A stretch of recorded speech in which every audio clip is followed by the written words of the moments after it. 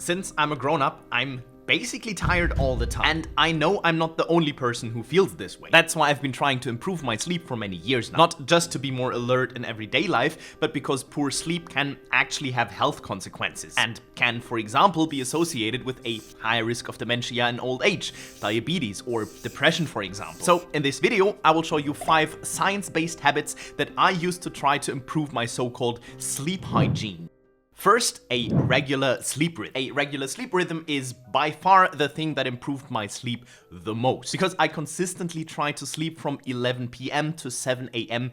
every single night. By doing that, I get a consistent 8 hours of sleep every single night. And I really try to do this consistently. So, for example, also at the weekends. I've just had the situation again that a friend of mine was a bit confused when I told her, yes, my alarm clock is going off even on weekends at 7 a.m. But why is this useful? Well, we as humans have what is known as a circadian rhythm. The circadian rhythm is a 24-hour rhythm that repeats itself every day and is influenced by various different factors, mainly the sunlight, but also, for example, outside temperature. And this circadian rhythm regulates a lot of things in our body, not only, but also our sleep. Like, for example, when we wake up in the morning and the first sunlight hits our retina, that's a signal to our body, hey, the day begins, you should probably wake up. And then after about 16 hours, the body gets tired again and signals to us, hey, we should probably go to sleep to replenish some energy. Now, this varies from person to person, of course. Your organism functions vastly different to mine. But according to studies, the average value for men is around 16 hours of wakefulness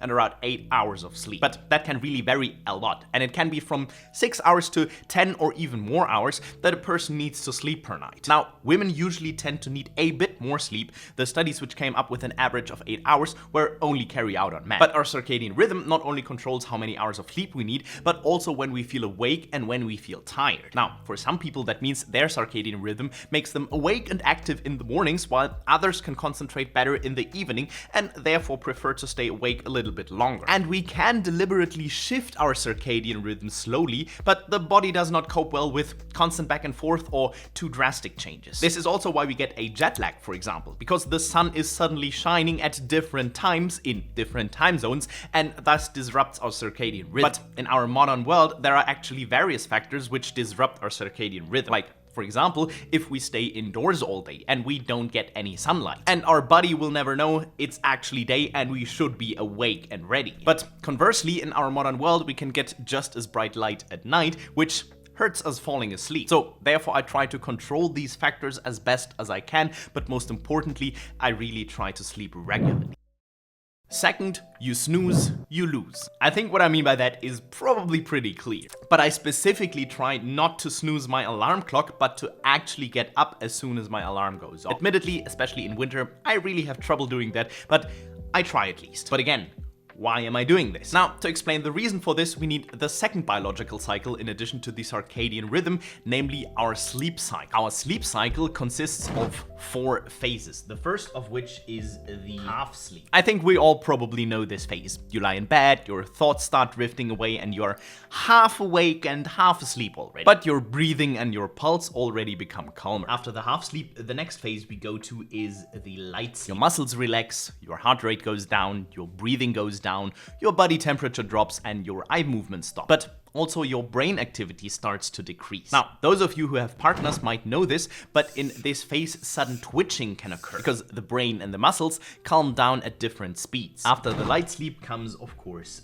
the deep sleep. Our heartbeat and our breathing are significantly slower now. Blood pressure drops, our body temperature drops, and our brain is actually asleep now, and our body regenerates. Now, this phase is used by the body for cell division, tissue damage is repaired, and our body overall just recovers. We also don't wake up easily from this phase, or if someone would wake us up, we are completely exhausted because the brain is actually completely gone in that moment. And after that, the fourth phase comes, which is the so-called REM sleep, which is short for rapid eye movement. In this phase, our brain becomes active again, and as the name suggests, our eyes are moving quickly. This is the phase in which we dream, and in the broadest sense, after our body regenerated, now our mind also regenerates. Because our mind starts processing what has happened and, for example, transfers information from short-term to long-term memory. So this is the phase in which we essentially learn and form memories. Now, such a cycle through all 4 phases lasts about 90 minutes. Now, of course, we don't get up after 90 minutes, so this cycle repeats itself about 4 to 6 times per night. But over time, the deep sleep phases become shorter and shorter, while the REM sleep phases become longer and longer. Actually, the majority of our REM sleep usually only occurs in the last few hours before getting up. So if we sleep too little, like for example only 6 hours instead of 8 hours,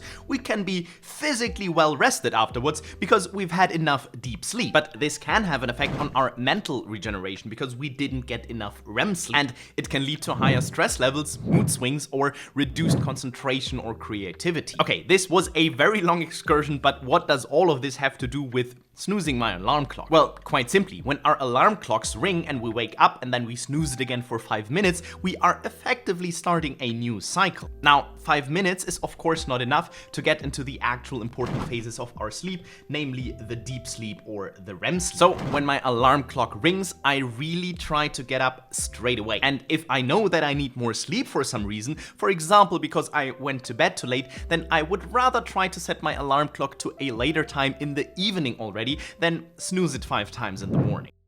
Third, good sleep starts in the kitchen. Now, I don't mean that you should put your bed in the kitchen, of course. But one of the biggest factors that influences our sleep quality is what we actually have in our stomachs. Because it's not just how long we sleep that's relevant, but also how restful our sleep is. Now, if for example, we stuff ourselves with a heavy meal before going to bed and our body is mainly busy digesting, then we don't sleep as restfully as we would otherwise. Or even worse, if our body is busy detoxifying because we've drank alcohol beforehand, then we also don't sleep as well. Because alcohol is actually a toxin, one our body can handle, but it actually needs quite a bit of energy to do so. Now, one of the things that I'm admittedly very bad at is the most common drug in the world, coffee, or rather the ingredient in the coffee that actually makes us awake, caffeine. So it seems pretty logical that if we drink coffee too late in the evening, the caffeine makes us wake up again and we can't fall asleep, which then again messes up our circadian rhythm. But the confusing thing about caffeine is it's not just relevant when we drink the last coffee of the day, but actually also when we drink the first. Now, the whole thing has to do with how caffeine actually works in our body, because one of the substances in our body that makes us feel tired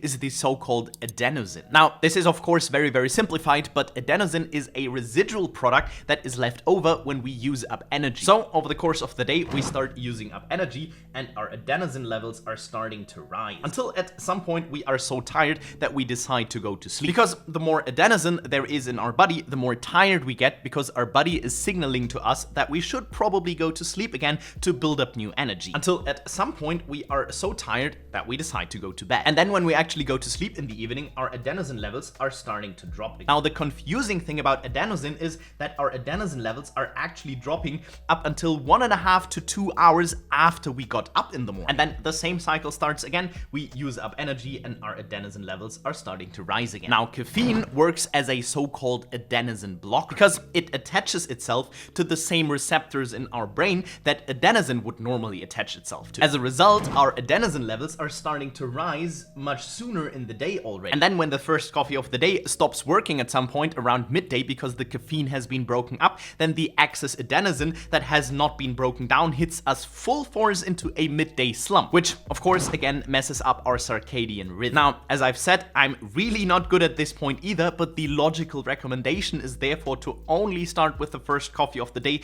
about 2 hours after getting up.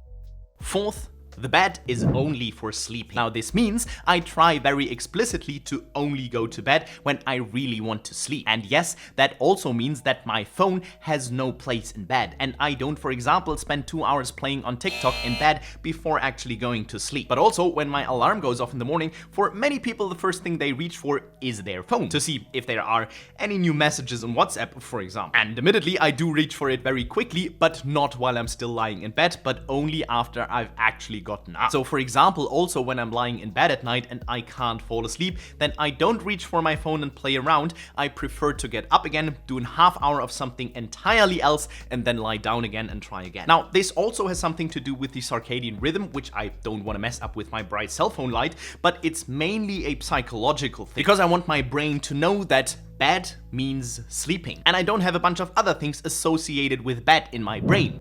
And fifth, start the day actively. Now, this is also one of the points I'm still working on, but I try to start my day actively and, for example, go for a walk or go to the gym as soon as I get up. And one of the reasons for this, again, has to do with the circadian rhythm, because when I go for a walk or go to the gym, then I have to leave the house, and ideally I get enough sunlight to signal to my body, hey, now is the time to wake up. But there's actually a second reason, because physical activity releases endorphins in our body, which make us happier and more alert. And that can really give us a boost for the day in the morning. The great thing about it is that our body can actually even get used to this cycle. Because if we exercise every morning, then our body starts expecting that boost of endorphins every single morning. And even if we skip a day, our body still releases these endorphins because it's simply used to it, and we start the day awake and happy. Now, I admit I don't manage to follow all of these habits religiously, and I do allow myself expectations like staying up later at the weekend, for example. But they are a very good guideline, and they have improved my sleep considerably over the last few years.